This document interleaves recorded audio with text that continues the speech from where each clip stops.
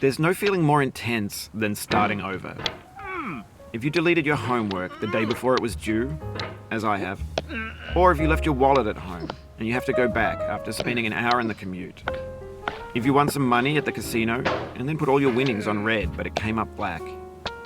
If you got your best shirt dry cleaned before a wedding and then immediately dropped food on it.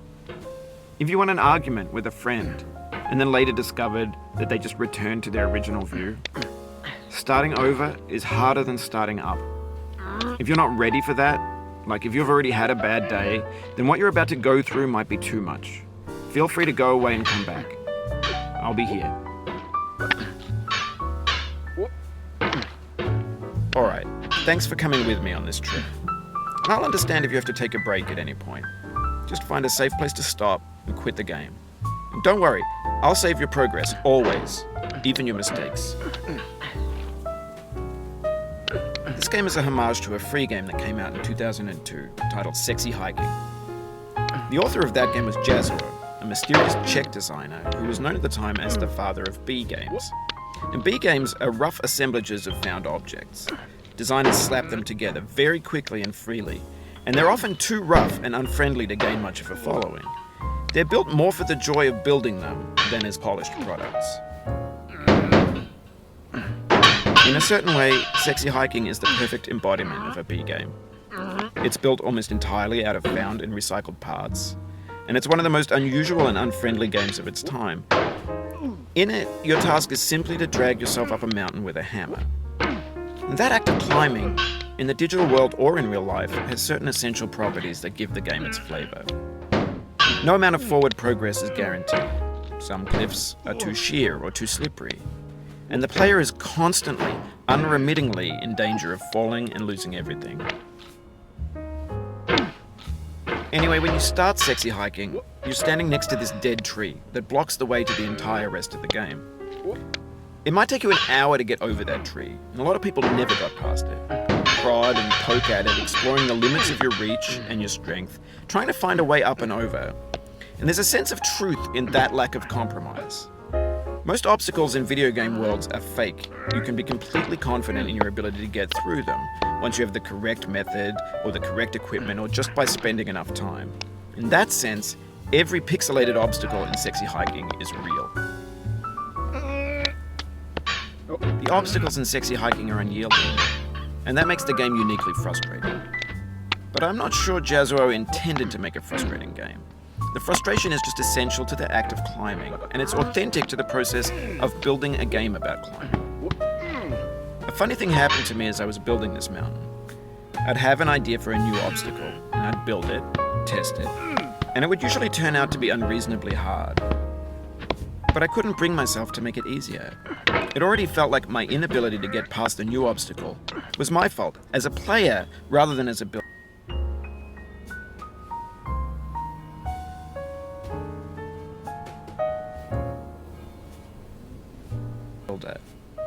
Imaginary mountains build themselves from our efforts to climb them, and it's our repeated attempts to reach the summit that turns those mountains into something real.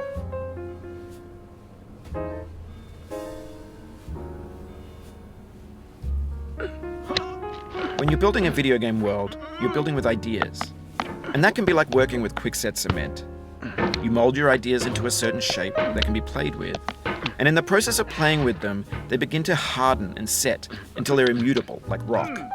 And at that point, you can't change the world, not without breaking it into pieces and starting fresh with new ideas.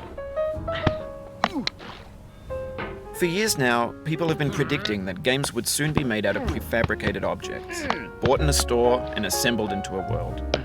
And for the most part, that hasn't happened, because the objects in the stores are trash. I don't mean they look bad or that they're badly made, although a lot of them are.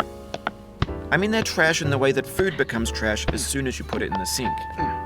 Things are made to be consumed and used in a certain context, and once the moment is gone, they transform into garbage. In the context of technology, those moments pass by in seconds. Over time, we've poured more and more refuse into this vast digital landfill that we call the internet. It now vastly outnumbers and outweighs the things that are fresh and untainted and unused. When everything around us is cultural trash, trash becomes the new medium, the lingua franca of the digital age. And you could build culture out of trash, but only trash culture. Be games, be movies, be music, be philosophy. Maybe this is what digital culture is. A monstrous mountain of trash, the ash heap of creativity's fountain. A landfill with everything we ever thought of in it. Grand, infinite, and unsorted. There's 3D models of breakfast, Gen X's fanfic novels, scan magazines, green screen Shia LaBeouf, banned snuff scenes on LiveLeak. Facebook's got lifelike bots with unbranded adverts and candid shots of Kanye and Taylor Swift mashups, car crash epic failed GIFs, Russian dashcam vids, discussions of McRibs, discarded, forgotten, unrecycled, muddled, rotten, untitled. Everything's fresh for about 6 seconds, until some newer thing beckons, and we hit refresh. And there's years of persevering, disappearing into the pile, out of style, out of sight. In this context, it's tempting to make friendly content that's gentle, that lets you churn through it but not earn it. Why make something demanding if it just gets piled up in the landfill, filed in with the bland things? When games were new, they wanted a lot from you. Daunting you, taunting you, resetting and delaying you. Players